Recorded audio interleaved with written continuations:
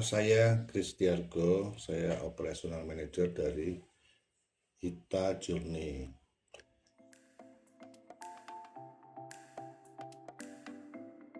Hita Journey didirikan itu 3 tahun yang lalu dari koperasi Taman Wisata Candi Prambanan, kemudian menjadi PT Gemilang Jaya. Ada beberapa perusahaan di bawahnya, yaitu antara lain Hita Wisata, kemudian Cashbase, dan Hita Cafe.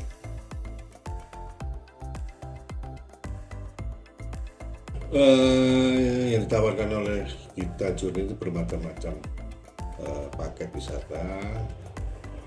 Antara lain kita bergerak dalam bidang event organizer, kemudian hotel management, tetapi kita fokus pada tour management. Antara lain kita bergerak jual paket-paket wisata domestik dan internasional.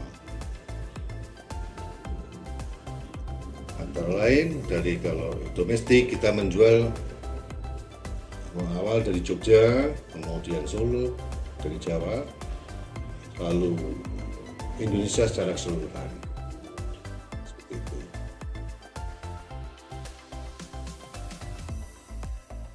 Target utama dari Hita Journey antara lain wisatawan domestik, kemudian inbound itu adalah tamu-tamu dari luar Indonesia. Jadi, kebanyakan dari Asia.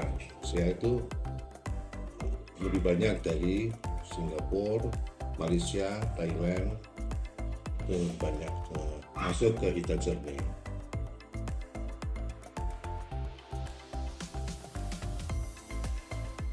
Secara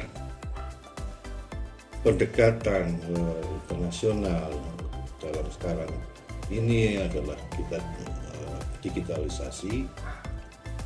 Hita Journey menggunakan beberapa platform untuk reservasi hotel. Kita menggunakan platform khusus, kemudian untuk komunikasi kita menggunakan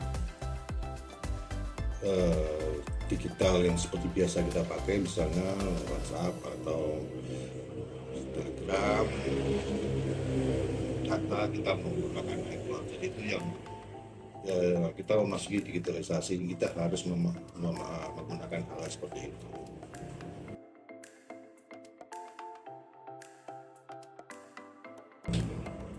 Itu sangat membantu. Jadi karena kita bergerak di dalam digitalisasi dan semua kita menggunakan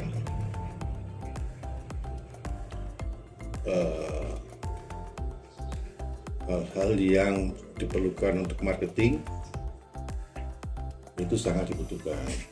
Misalnya saat ini komunikasi menggunakan WhatsApp lebih dipersingkat, lebih mudah untuk memudahkan untuk berkomunikasi dengan baik, seperti itu.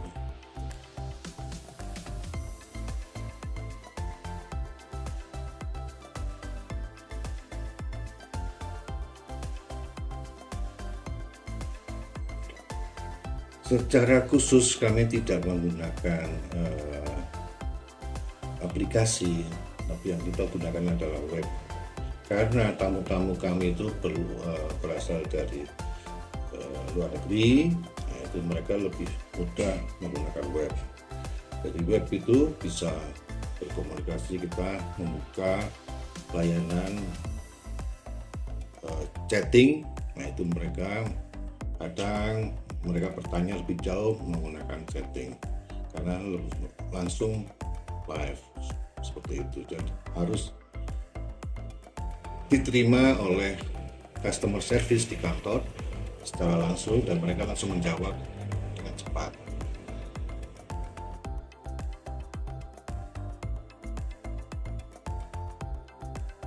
Data-data pelanggan mulai dari nama, profil company, perusahaan yang kita temui, kemudian nomor telepon, email, semua kita simpan di dalam cloud yang sudah disediakan di sistem kami. Seperti itu. Jadi sangat mudah untuk kita ambil kapan saja, di mana saja, itu semua memudahkan kita untuk bekerja seperti itu.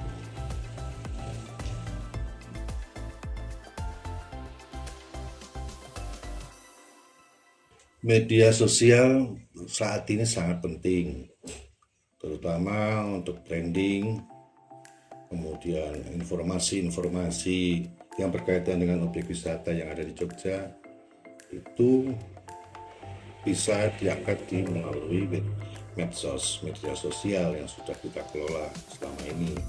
Dan itu sangat menguntungkan dan bisa dijangkau dari berbagai negara. Seperti itu.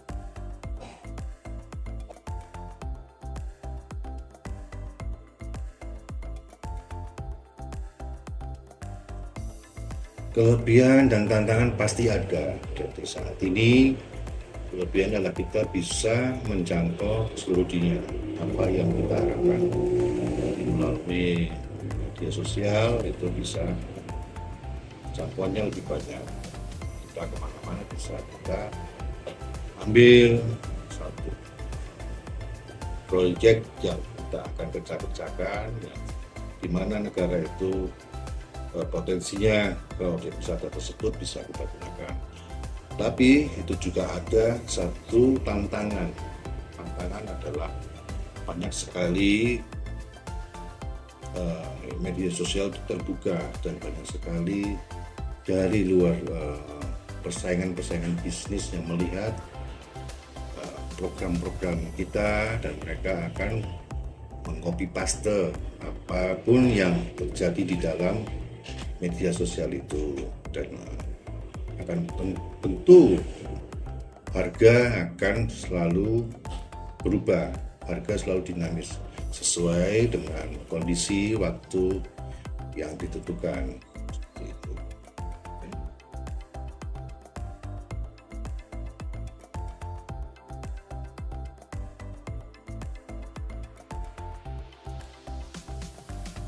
Tantangan terutama SDM, karena perkembangan AI saat ini banyak sekali timbul, dan itu sangat dibutuhkan. Tetapi SDM kalau tidak memungkinkan itu kita akan terlambat. Jadi harus selalu memberikan tambahan ilmu-ilmu yang ada saat ini.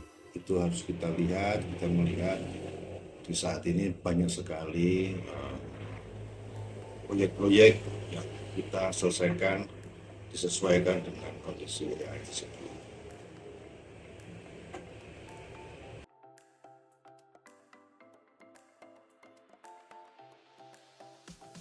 Tidak semua karyawan mendapatkan pelatihan tersebut.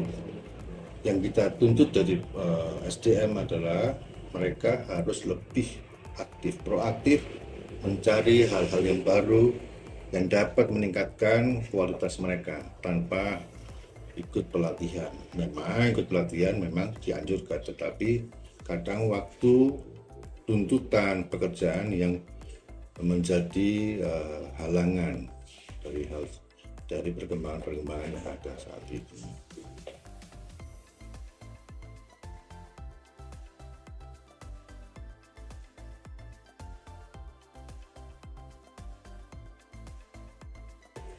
Nah, tentu akan kita melihat ya, karena kita adalah saat ini perusahaan memang harus dinamis, karena kita mengikuti kondisi tren saat ini. Itulah, jadi kita melihat, kita pasti akan mengikuti, pasti akan melihat, dan kita mengembangkan diri bagaimana, karena itu semua adalah persaingan bisnis di masa depan. Oke, kalau menurut Bapak, seberapa penting teknologi informasi bagi industri pariwisata saat ini? Sangat penting, memang sangat penting.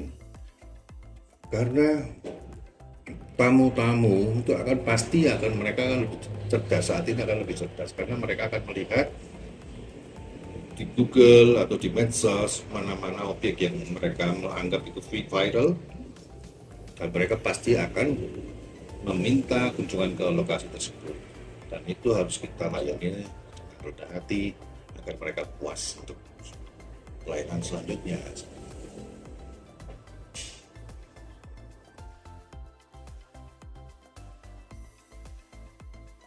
Selamat malam, terima kasih.